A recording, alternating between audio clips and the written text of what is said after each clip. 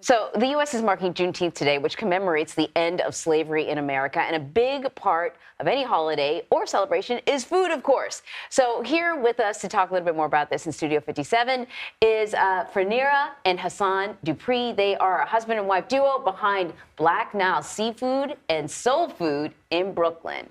Really happy to have you guys here. I see you brought us. We like free food. Yes. And it smells absolutely amazing. Let's talk about the food that we do have here.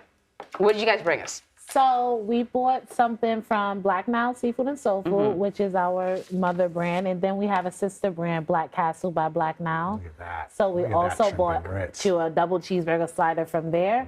Our shrimp and grits from Black Nile is also with the crab cornbread that has the Cajun garlic butter. Is Black Castle a burger joint? Yeah. That's clever. That's very, very clever. Yeah. So, you know, whenever we talk about sort of celebrating our African-American events, there's always people who don't know how to approach food, right? They don't want to be insulting, you know, and the truth of the matter is soul food is American food. Yes. It is. I'll ask the questions while he's eating. Soul food is American food, and it has sort of deep roots. So I guess I want to ask you about when you're putting together your menu, when you're thinking about reflecting African-American history and food, you know, what are some of the things that come to mind for you?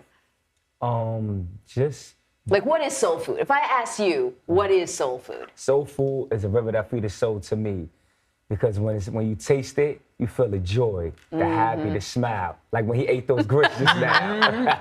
Totally. So basically, the soul food is basically feeding the soul and making the soul come into a different life. Yeah. I like that. Yeah, and there isn't.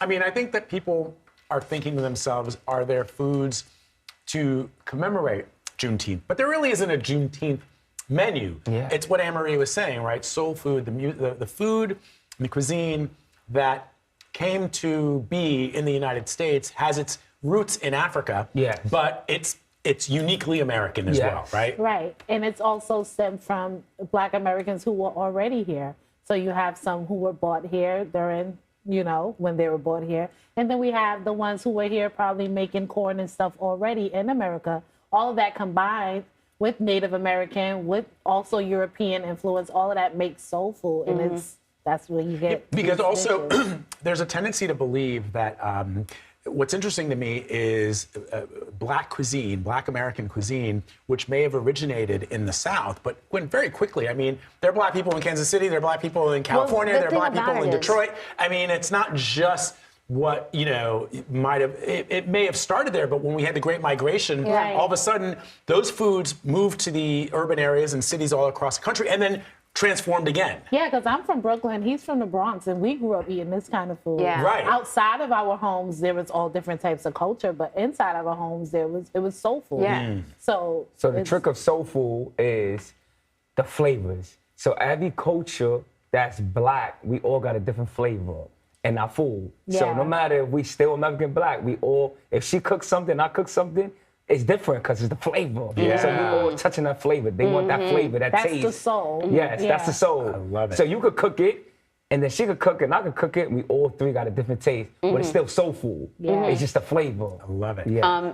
It's funny because as I was thinking about the segment, I was thinking, yeah, it's soul food, but it is just it is American food. Like, this is American food. What people say as American as apple pie, they really should say as American as soul food, right? So to that point, is soul food evolving? Do you see like your customers asking, or I don't know if they're asking for different flavor profiles, because you know, African American means many different things now, right? So I think that it is evolving, but it's also, we get a lot of customers who are looking for authenticity. So because so many other people have kind of stamped their name on things that aren't really authentic, and people who aren't really of that. Yes. You know. So when something's good, people want to acquire it, right? They want to take it over. The authenticity of it. So we get customers who want a little modern twist, but we also want people who still want to feel like they're eating their grandmother's food or something like that. So and you guys are too young to be grandparents. So how did you learn to cook? I went to culinary school. We met when I was in culinary school. We've been married for 13 years. So we've been in the restaurant industry the entire time we've been married. Wow. I didn't learn how to cook soul food in culinary school, though. I just learned the foundation, and then I applied all the food that I grew up eating. I applied those techniques to that, and I just kind of kept working on my craft. That's a great point that I think it's important to highlight here, which is that culinary schools, both here in the United States, let's talk about here in the United States. What's been your experience with them? Because it strikes me that in the U.S., when you go to culinary school, what they're teaching you is generally a European style of cooking, which then you try to either translate to the United States. There's an emphasis, there's a bias towards European cooking as opposed to traditional American food. Of course. So we had one international class where we learned all of the things from everywhere but Europe in that one class. Oh my gosh. Everything else was French cuisine. And then you have that thing where they shame other cuisines, Black American cuisines. Right. But when you go to French food, everything is butter and fat and bacon. Right. So, And what's they're our cuisine? Yeah, but because they're European, it's okay. Yeah. So, you know, there's that. I didn't learn anything. I learned some African food, and that was it. And then I went out into the world, and I had to figure out what my lane was as far as what cuisine I would hone in on, and I decided to do soul food. Well, let me tell you something. These grits are the truth.